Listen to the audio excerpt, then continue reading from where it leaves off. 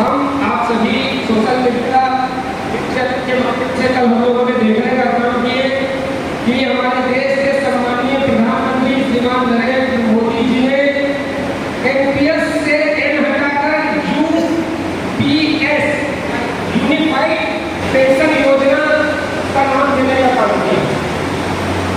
साथियों, हम सरकार से निवेदन करते हैं कि हमको यूनिफाइड पेंशन योजना नहीं, हमको पूर्ण ओल्ड पेंशन योजना चाहिए। और मैं इसका श्रेय फिर भी यूनिफाइड पेंशन योजना का श्रेय national movement for old pension scheme के संस्थापक और अध्यक्ष राष्ट्रीय विजय कुमार बंधु जी और FPSC railway pension scheme in railway के संस्थापक अध्यक्ष हैं अमरीक कुमार सिंह जी, इनको पूरा श्रेय देता हूँ। साथ ही आप सभी और एक ट्रेड एसोसिएशन एसीसीआईटी को भी इसका श्रेय जाता है। जब जब एनपीएस के विरोध में आंदोलन आवाज बुलंद हो, उसमें बिलासपुर जोन से एसीसीआईटी ने आप सभी ने बढ़ चढ़कर सहयोग किया। आप सभी बधाई के पात्र हैं। साथियों, मैं सकारात्मक बात और सकारात्मक पहल पे सकारात्मक कदम उठाने पर विश्वास रखता हूँ। बहुत सारे लोग यूनियन फेडरेशन को इस बात को समझते हैं, मैं नहीं समझता हूँ कि 2000 में हुआ, एनपीएस आया गया और बहुत बात हुआ। फिर भी मैंने बोला था कि मैं सकारात्मक सोच पे विश्वास रखता हूँ। मैं देश ही नहीं, लेकिन जो रेलवे के दो बड़े फेडरेशन यूनियन के जो लीडर हैं, उनका नींव खुला, उन्होंने भी इसमें संघर्ष किया। मैं इसके लिए एआईआर का को भी धन्यवाद करता हूँ और उनको भी ये मतलब श्रेय देता हूँ कि उन्होंने भी इस विषय पर पहल किया। मैं साथ ही साथ देश में जितने भी चाहे मजदूर संघ है, चाहे आरएनयू है, रेलवे मजदूर संघ है, चाहे आपका स्काउट है, जिन्होंने भी पेंशन को लेकर आवाज बुलंद किया, वो सभी को श्रेय जाता है कि आप लोगों के सहयोग से, आप लोगों के विरोध से आज एनपीएस वाला शब्द तो खत्म हुआ। हालांकि अगर हम लोग उल्टे छोटे में बताएंगे तो ये बस उसको परिवर्तित कर दिया कि यू बना दिया गया यूपीएस।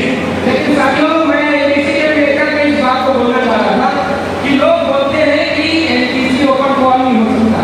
लोग तो ये भी बोलते थे कि एनपीएस समाप्त नहीं हो सकता। कौन कहता है कि आसमान में छेद नहीं हो सकते? यारो, एक पत्थर को गिर के उछाल दो। तो साथियों, आज की तारीख में ऐसा कोई चीज नहीं है जिसका निराकरण नहीं हो सकता। सारे चीज का निराकरण हो सकता है, बस शक्ति आपके हाथ में होनी चाहिए। अभी आने वाला समय है यूनियन का चुनाव, फेडरेशन का चुनाव।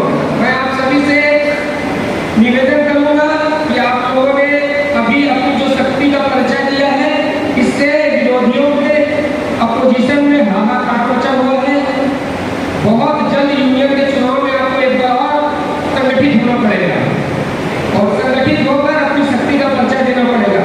हो सकता है जिसको लोग बहुत यूनियन फेडरेशन को अपशब्द बोलते हैं या कुछ और भी बोलते हैं, हो सकता है हम उनको भी सपोर्ट कर दें, हमारे जोनल पदाधिकारियों की सहमति में होगा।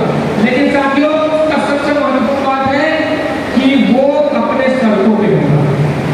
एसीसीआईटी अपने शर्तों पे आने वाले चुनाव में किसी भी यूनियन को सपोर्ट करें। कोई भी यूनियन हो सकता है, हम आप लोग जिसको खराब बोले हम उसको भी करेंगे, लेकिन अपने शर्तों पे करेंगे। हमारा जो डिमांड रहेगा, हम जो पद मांग रहे हैं, साथियों, branch secretary, central office banner, ये जो पद है वो ट्रेड यूनियन की जो समस्याओं का जड़ है, उस जड़ पर काम नहीं कर पाएंगे। मुझे लगता है जब तक यूनियन का जो की पोस्ट है वो ट्रेड यूनियन के हाथ में नहीं आएगा, तब तक ट्रेड यूनियन की समस्या पर निराकरण नहीं हो पाएगा। उसके लिए हमको यूनियन का की पोस्ट लेना पड़ेगा। हम यूनियन को चंदा देते हैं, हम यूनियन को वोट देते हैं, तो क्या ट्रेड यूनियन क्या यूनियन का की पोस्ट अध्यक्ष महामंत्री नहीं बन सकता कि सिर्फ गार्ड, ड्राइवर और टीसीसीसी कमर्शियल यही बनेंगे? इसको परिवर्तन करना पड़ेगा, इस सोच को परिवर्तन करना पड़ेगा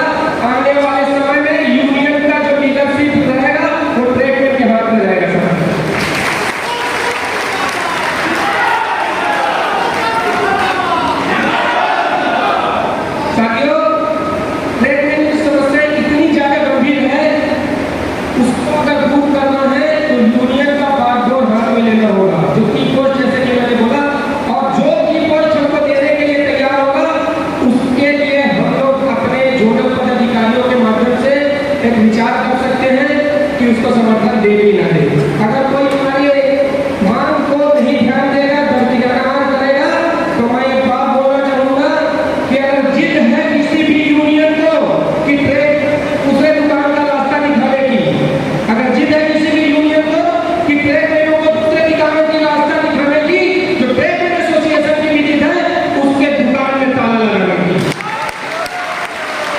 आप लोग जानते हैं साथियों, बड़े ही गर्व के साथ, बहुत ही शालीनता से, लेकिन स्पष्ट कहना चाहूंगा 2013 में हम लोगों ने यूनियन के दुकान में ताला लगाने का काम किए थे। तो ये ना सोचे आने वाले समय में भी ऐसा हम कर पाएंगे, ये डेफिनेटली है, ये 100% है कि जो ट्रेड की समस्या और ट्रेड एसोसिएशन के मांगों को नहीं मानेगा तो उसके दुकान में ताला लगाने में समय नहीं लगेगा।